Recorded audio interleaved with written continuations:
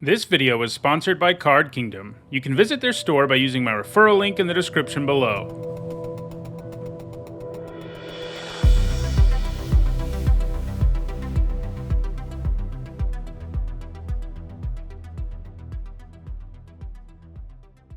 Hi everyone, I'm Nizzahon, and it's Saturday, and that means it's time for another edition of Nizzanotes, my weekly vlog series where I talk about limited magic.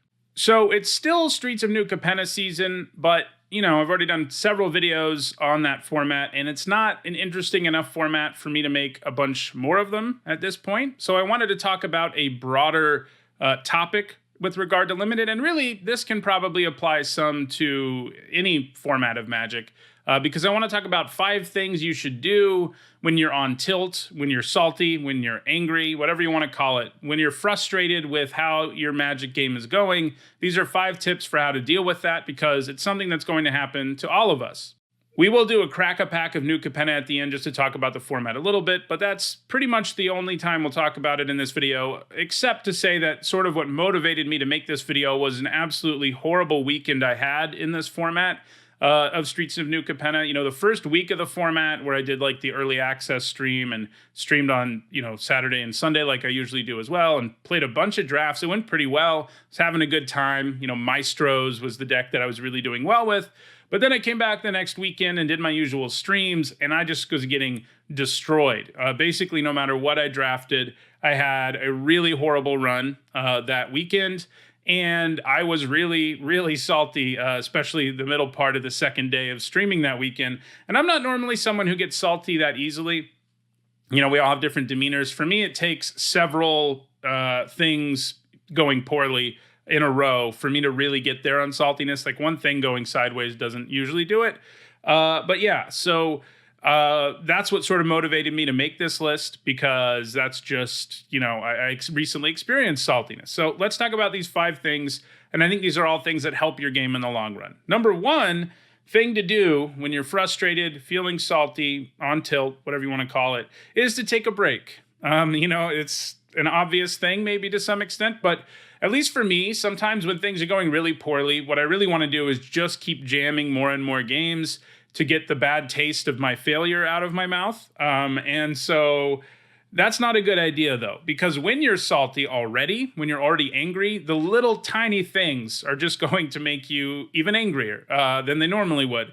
And you'll also make more mistakes because you're salty. You'll just feel dejected and defeated. No matter what you do, your opponent's going to have, that card that beats you, or you're going to get mana screwed or whatever. So take a break is the number 1 thing to do. As I just said, that's not always something I do, but it is what I should do. And this can mean, just taking a couple hours off, going for a walk, hanging out with friends, whatever.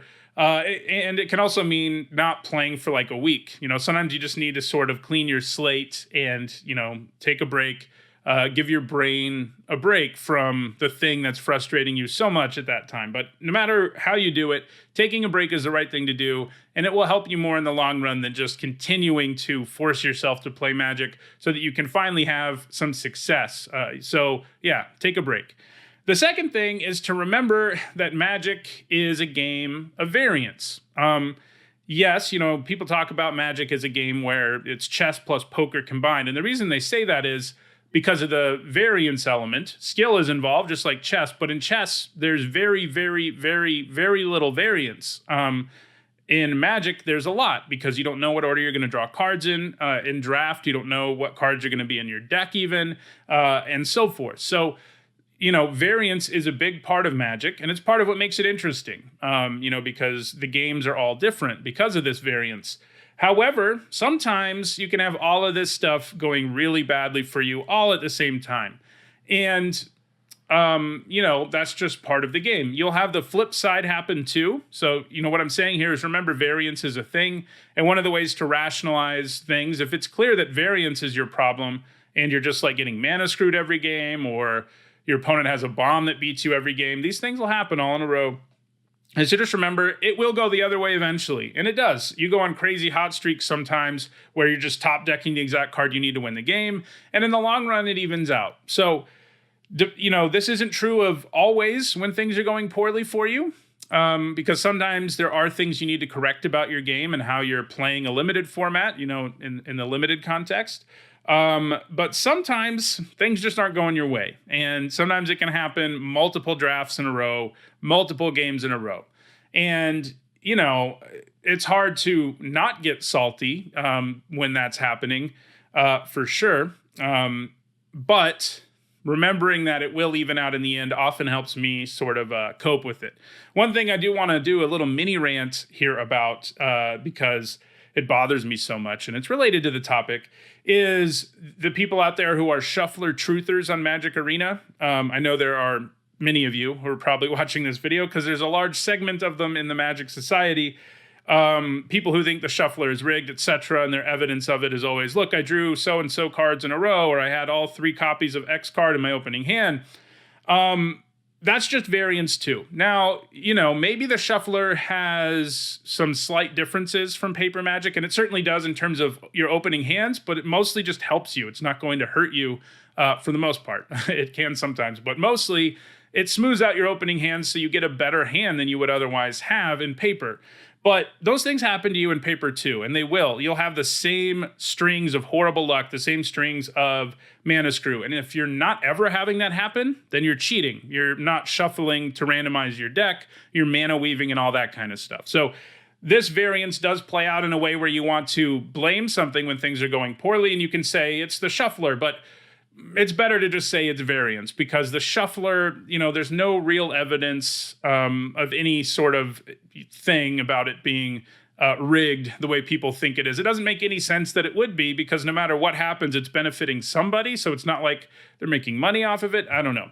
Won't go any deeper than that. I've talked about it a lot on stream. I think this is the first time I've talked about it in a main video for the channel. But yeah, that is variance. It's part of the game. Sometimes it sucks, but sometimes it's amazing. And rationalizing, remembering that things will turn around for you, and remembering the times where you do top deck the exact thing you need can help you cope with that kind of frustration. So that's 1 and 2. These 2 are the most useful when your problems that's causing saltiness really is just bad luck, variance, etc. The rest of these are, well, the next 2 at least anyway, are a little more about sort of trying to figure out what's going wrong. So one way to do this, the number 3 thing for advice, if you continue to have things go poorly for long enough and it feels like you're just not doing what you're supposed to be doing to succeed in a format, what you can do is talk to other people about what's happening to you. Short of that, you can watch content creators talk about the format, whether it's a podcast or a draft video or whatever. Just get more opinions. And obviously, if you're watching this video, you're probably already doing this one. But yeah, hear what other people have to say about the format. If it's clear what you're doing in the format isn't working. And this is what happened to me in the second week of this format, where, I was drafting like clunky 3-color decks that, are what I wanted to have fun with in the format. And then I had fun with in the first week, but was getting wrecked. And so I had to go and see what other people were saying about the format. I went and listened to LRcast. I watched Newmont the Nummy do some drafts. I watched a bunch of stuff to sort of help me sort things out, because what I was doing was clearly not working after the kind of weekend I had. So that's a great way to sort of figure out what's going on. Don't put yourself on an island and keep trying to figure it out all on your own. It's going to be much more efficient to hear what other people are saying about the format. And that's ultimately what helped me do better in the format, realizing that Capenna is in fact really aggressive, realizing that combat tricks are good, realizing you need to shove a bunch of 2-drops into your deck, and generally not really play decks that are that deep in their 3rd color. All things that, during the first week of the format, that's not how I was playing, and I was succeeding. But then everybody else had figured that out and I hadn't, basically. And that's how, I sort of sorted things out in this format. So talk to your friends too, in addition to content creators and whatnot, and you'll probably sort out what you're doing wrong.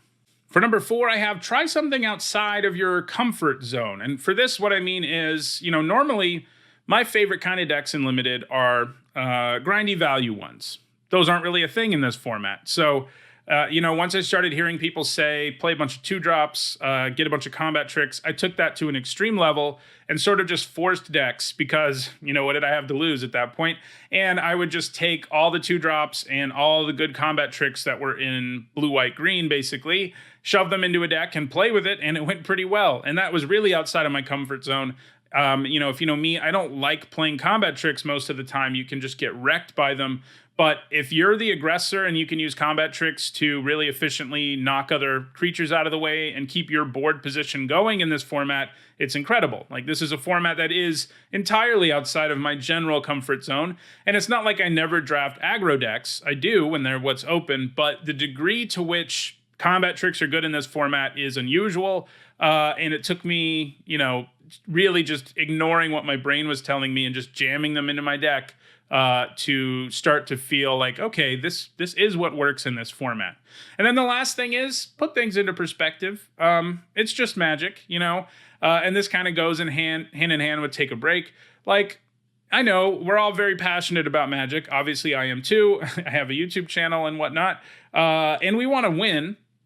But sometimes it really is important to put things into perspective. Like, if your biggest problem is that you're struggling in a particular limited format, you're probably doing pretty good in life. So, this will pass, this too will pass, and this sort of goes back to Variance too. Like, that's a perspective thing, realizing that whatever it is that's going wrong for you will eventually straighten out. So, yeah, perspective is important. Those are the 5 tips for helping deal with saltiness and anger related to our favorite card game here in Magic the Gathering. So before we close things out, we will talk about a crack-a-pack of the format, just give you my thoughts on all the cards in the pack and what I would first pick. All right, so here's our pack. Our first common is Chrome Cat. I mean, if you're super desperate for a creature, you can play this, but you're usually not desperate for a 3-drop in this format. There's plenty of them, and this one just doesn't do enough. Your draft really has to go sideways to play it. Mostly you just don't. Cabaret Courtyard, this is decent fixing. It fixes for the broker's colors, at least for the green and white part. So that's nice, but fixing isn't something you actually take that highly in this format, despite what it looked like at the beginning. So you definitely don't take it here. Extract the Truth. You can't really play this. Things that don't add to the board are, I don't want to say a death sentence, but they're not great for you. Things that don't deal with combat in some way, things that don't help your creatures attack or don't add to the board themselves are hard to play in the format, and Extract the Truth just isn't it.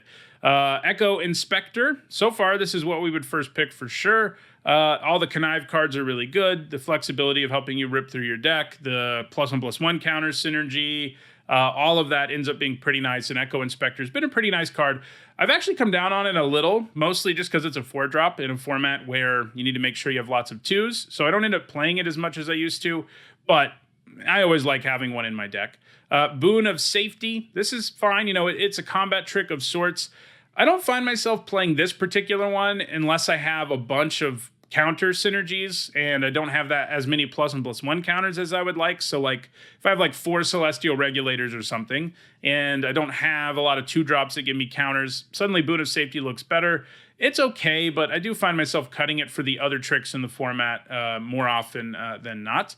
Broken Wings, passable main deck card. Pretty nice card to bring in out of your sideboard if you're playing best of 3. That's certainly not something you first pick. We're still on Echo Inspector.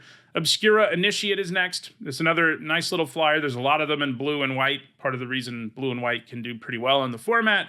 It can gain lifelink. That's cool, but I would take Inspector over it.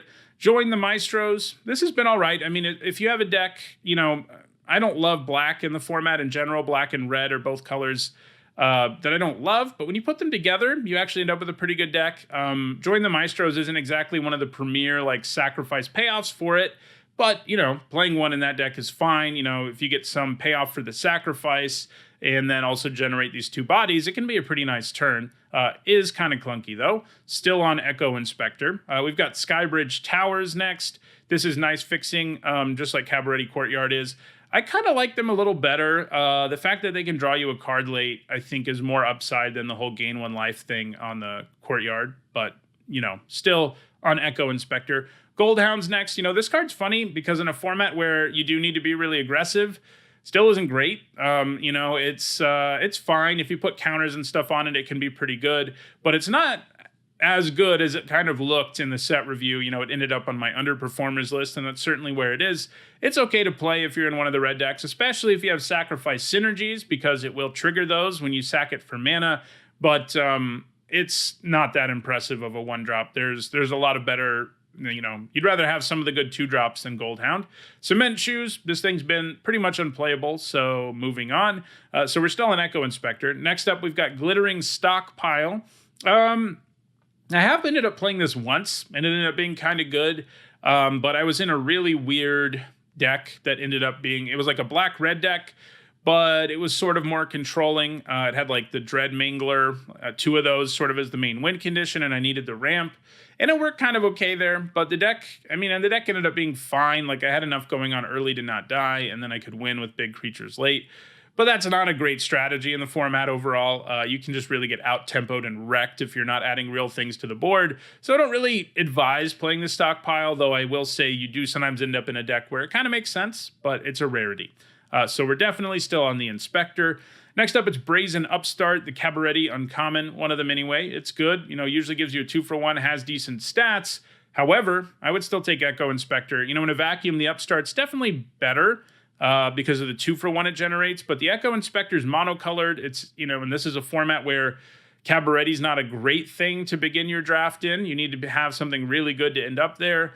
And the Inspector gives you, you know, pretty good value. It's closer to being Brazen Upstart than it might look at first because of the loot effect.